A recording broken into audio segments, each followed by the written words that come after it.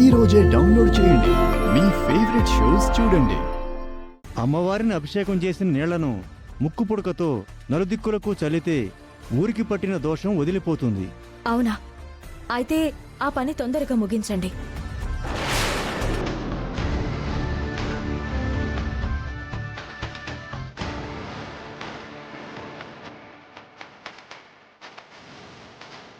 మొదటిగా తూర్పు దిక్కు,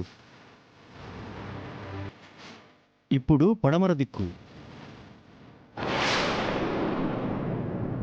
పంతులు గారు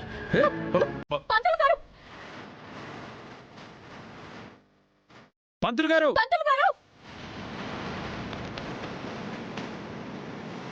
ఆయన శవాల కోట వైపు వెళ్తున్నాడు. పంతులు గారు ఆగండి.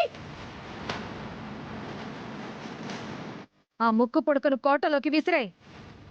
నా మాట వినిపించిందా? వినిపించింది. పంతులు గారు